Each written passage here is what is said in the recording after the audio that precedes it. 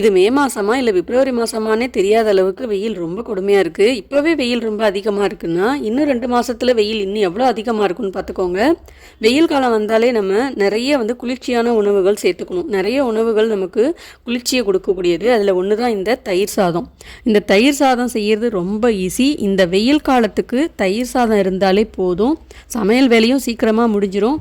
சாதம், குழம்பு, கூட்டு, பொரியல்னு சமையல் கட்டில் நின்று சமைச்சிட்ருக்கணும் அப்படிங்கிற அவசியமும் இல்லை. சிம்பிளாக இந்த தயிர் சாதத்தை எப்படி செய்யலாம் அப்படிங்கிறத நான் உங்களுக்கு ஈஸியாக சொல்லி கொடுக்குறேன் வாங்க.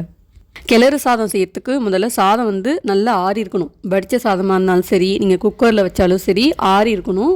அதுவும் தயிர் சாதத்துக்கு நல்ல குழைவாக இருக்கணும். நீங்கள் பச்சரிசி கூட எடுத்துக்கலாம். பச்சரிசி நல்ல குழைவாக வரும். பச்சரிசி இல்லைன்னா நார்மலாக வீட்டில் என்ன அரிசி இருக்கோ அதையே நீங்கள் பயன்படுத்திக்கலாம். இப்போ அது நல்லா ஆற வச்சுட்டு மத்தால் அந்த மாதிரி மசிச்சுக்கணும். ரொம்ப மையாக அரைக்கணும் மிக்சியில் போட்டு அப்படிலாம் கிடையாது. நல்லா ஓரளவுக்கு மசிச்சிட்டா போதும். நல்லா மசிச்சதுக்கப்புறம் ஒரு 1/4 கப் மட்டும் ஃப்ரெஷ்ஷான புளிக்காத தயிராக சேர்த்துக்கோங்க.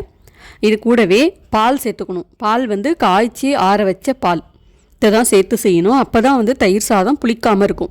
தயிர் கொஞ்சமாக பயன்படுத்தணும். பால் நிறைய சேர்த்துக்கணும். அப்போ தான் தயிர் சாதம் நல்ல குழைவாகவும் இருக்கும், சாஃப்டாகவும் இருக்கும், நல்லா கொஞ்சம் கெட்டியாகாமலும் இருக்கும். கொஞ்சம் கொஞ்சமாக பால் சேர்த்து நல்லா எந்த அளவுக்கு உங்களுக்கு நல்ல தளர்வாக வேணும் இல்லை கெட்டியாக வேணுமோ அதுக்கு தகுந்த மாதிரி நல்லா கிளறிக்கணும்.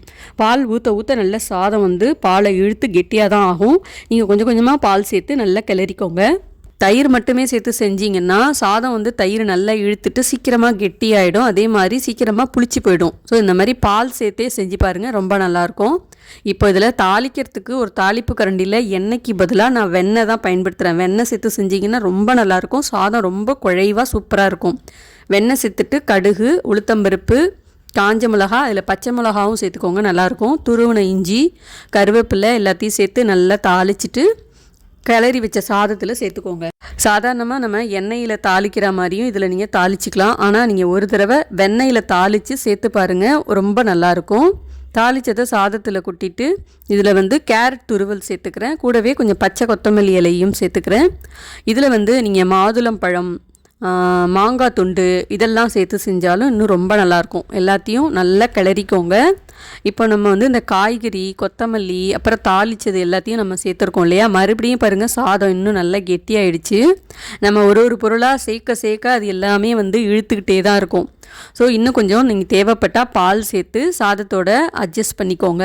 இந்த தயிர் சாதம் சாப்பிட்றதுக்கு ரொம்ப டேஸ்ட்டாக இருக்கும். அதே மாதிரி இந்த வெயில் காலத்தில் இந்த மாதிரி நம்ம தயிர் சாதம்லாம் செஞ்சு சாப்பிடும்போது உடம்புக்கு ரொம்ப குளிர்ச்சியாகவும் இருக்கும்.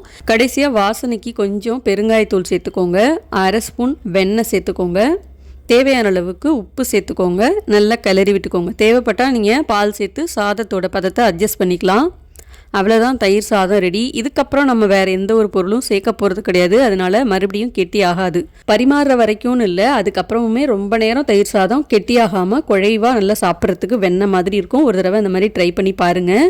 பிரியாணி, மட்டன் குழம்பு, சிக்கன் குழம்பு, இல்லை சாம்பார் சாதம், ரசம் சாதம், அந்த மாதிரி எது சாப்பிட்டாலுமே சரி கடைசியாக கொஞ்சம் தயிர் ஊற்றி சாப்பிடுங்க. அப்போ தான் செரிமானம் ஆகும்னு வீட்டில் பெரியவங்களாம் சொல்லியிருப்பாங்க இல்லையா. அதே மாதிரி இந்த தயிர் சாதம் நம்ம உடம்புக்கு ரொம்பவே நல்லது. ஏன்னா தயிர் சாதம் சாப்பிட்டா நமக்கு ஈஸியாகவே செரிமானம் ஆகிடும். அதே மாதிரி தயிரில் நிறைய ப்ரோட்டீன், ஆன்டி ஆக்சிடென்ட், நார்ச்சத்துலாம் இருக்கிறதுனால உடம்போட ஒட்டுமொத்த ஆரோக்கியத்துக்கும் இந்த தயிர் ரொம்பவே நல்லது. முக்கியமாக உடல் எடையை குறைக்கிறதுக்கும் தயிர் ரொம்பவே உதவியாக இருக்கும். இந்த மாதிரி நீங்கள் தயிர் சாதம் செஞ்சுட்டு நீங்கள் லாங் ட்ராவல் பண்ணணும், ரொம்ப தூரம் நீங்கள் ட்ராவல் பண்ணும்போது இதை நீங்கள் லஞ்சுக்காக கூட பேக் பண்ணி எடுத்துகிட்டு போகலாம். ரொம்ப நேரம் சாஃப்டாகவும் இருக்கும், குழைவாகவும் இருக்கும். செஞ்சு பாருங்கள். தயிர் சாதத்துக்கு பெஸ்ட்டு காம்போனா அது உருளைக்கிழங்கு வறுவல் தான். அதை விட வேறு எது பெஸ்ட்டாக இருக்க முடியும்? உங்களுக்கு எது பெஸ்ட்டுங்கிறத கமெண்ட்டில் சொல்லுங்கள். இந்த வெயில் காலத்தில் கிச்சனில் ரொம்ப நேரம்லாம் நின்று சமைச்சிட்டு இருக்க முடியாது. டக்குன்னு வேலையை முடித்தோமா வந்தமான்னு இருக்கணும் அப்படின்னா இந்த தயிர் சாதம் உங்களுக்கு ரொம்பவே யூஸ்ஃபுல்லாக இருக்கும். அதே மாதிரி உங்கள் வேலையும் சீக்கிரமாக முடிஞ்சிடும். கூட்டு, பொரியல், வறுவல்னு செஞ்செல்லாம் நீங்கள் கஷ்டப்பட வேண்டாம். தயிர் சாதத்தை ட்ரை பண்ணி பாருங்கள். பிடிச்சிருந்தால் லைக், ஷேர், கமெண்ட் மட்டும் மறக்காமல் சப்ஸ்கிரைப் பண்ணிக்கோங்க. பாய்.